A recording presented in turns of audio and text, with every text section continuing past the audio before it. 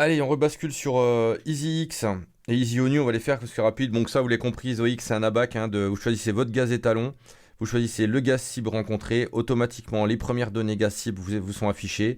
Vous mettez la LIE relevée par votre multigaz et lui, il vous corrige et il vous met la véritable LIE du gaz hydrogène, par exemple, que vous rencontrez sur intervention. Un petit raccourci vers la fiche hydrogène tout de suite. Voilà, donc si vous changez le gaz, hop, putain, tac, hop, tout de suite il vous le change, il vous propose la fiche adaptée avec une petite fiche guide orange, de type guide orange.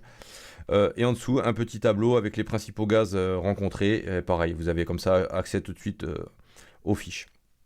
Rien de particulier, c'est un abac, voilà. Ensuite, EasyONU, EasyONU c'est pareil, en fait c'est les 2500 codes ONU qui existent.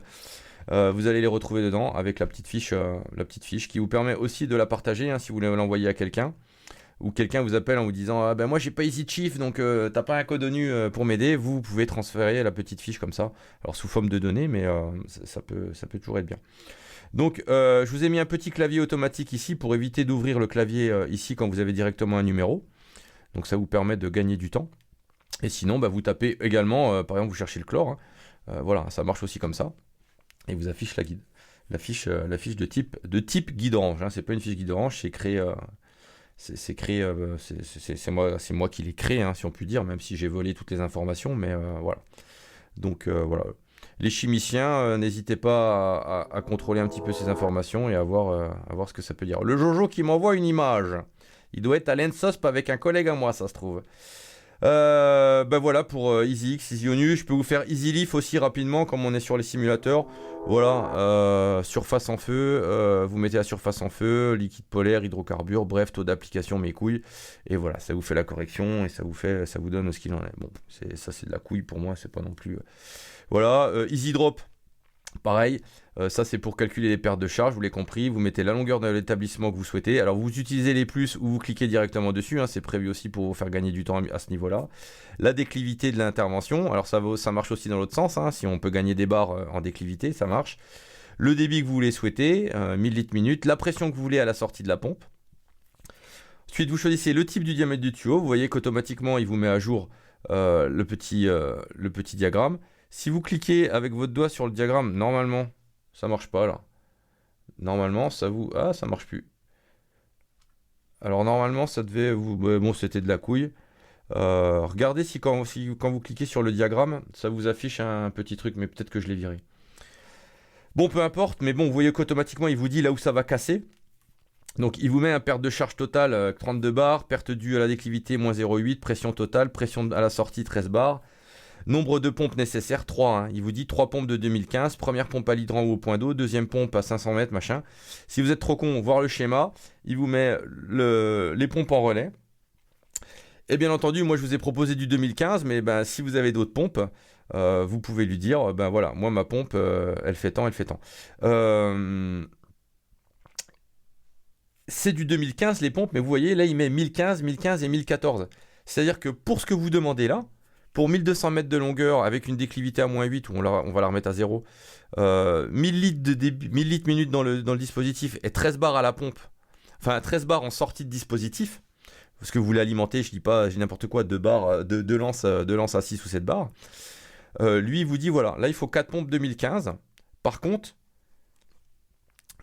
avec le débit qu'on veut, on a besoin que de 1000 litres. En fait, on a besoin que de la pression, du débit de 1000. Donc on va utiliser que 1000 pour les pompes, bien entendu. Mais imaginons, vous n'avez pas ça, et vous vous retrouvez avec une 1000, je dis n'importe quoi, 1010, vous pouvez changer, ok. Et lui, il va vous mettre, voilà le relais utilisateur que vous utilisez. Vous voyez, il a changé ici au niveau de... Il met que c'est un relais utilisateur. Et cette fois-ci, il vous dit, la pression à la sortie, elle sera de 7 bar 85 avec ce que tu as mis. Voilà. Et on vous met un mode personnalisé actif. Voilà, parce que vous venez de modifier quelque chose. Donc, mais oui, tu m'étonnes, on est passé à 2 là. Donc là, si je mets 10, 2 pompes à 1010, voilà, ce coup-ci, ça refonctionne. Et vous pouvez réinitialiser, vous cliquez sur réinitialiser le relais, et lui, il va repartir sur ce qu'il vous a proposé à la base avec les 4 pompes de 2015. Faites des tests, regardez, voir si c'est cohérent, si j'ai pensé à tout, s'il n'y a pas des erreurs ou s'il y a des incohérences, parce que bon, les pertes de charge, je suis comme tout le monde, c'est pas mon dada. Et enfin, le dernier outil, c'est EasySpread, c'est pour la propagation. Automatiquement, il va vous chercher la météo là où vous vous situez. Vous pouvez d'ailleurs la recharger. Automatiquement, par rapport à la météo, il vous remplit les sliders. Moi, je les ai mis parce que je me suis dit, sur site, vous pouvez ne pas être d'accord avec ce que vous propose l'application. Vous pouvez vous dire, non, nous ici, on a plus de vent, donc on va monter le vent. Et puis l'humidité, il fait plus sec, enfin bon, la température, machin, ça vous pouvez le faire automatiquement. Ici, vous choisissez si vous êtes face à une pente, pas de pente, etc. Si elle est faible, si elle est modérée, si elle est forte, si c'est une végétation entretenue, non entretenue. Type de végétation. Donc là, je vous ai mis une image avec le type de végétation rencontrée. Dans l'infobulle, vous avez des caractéristiques, les dangers de ce type de végétation. Et vous avez seuil aggravant selon la météo du jour. Donc ça vient prendre vraiment la météo du jour, ici. D'accord? Vos sliders là. Et la météo au-dessus.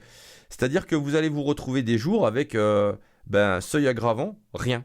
Okay, mais là aujourd'hui, avec la météo du jour que j'ai modifiée, en mettant 31 degrés, un vent à 30 et une humidité relative, l'application, elle détecte que on a un vent fort, donc braise et saut de feu probable, combustible très sec, donc accélération du front, et on a mis une pente, donc intensité accrue en montée. Voilà. Donc ça, c'est vraiment une aide personnalisée que vous fait l'application tous les jours en fonction de la météo. Ok ? Et ensuite, en ayant choisi ça, lui va vous dire, le facteur de propagation, il est temps, la vitesse de propagation, elle est temps, et la distance parcourue du feu en 15 minutes, elle est de 889 mètres. Voilà. Toujours avec un avertissement pour me protéger en disant, les gars, c'est pas... Voilà. Voilà pour les simulateurs.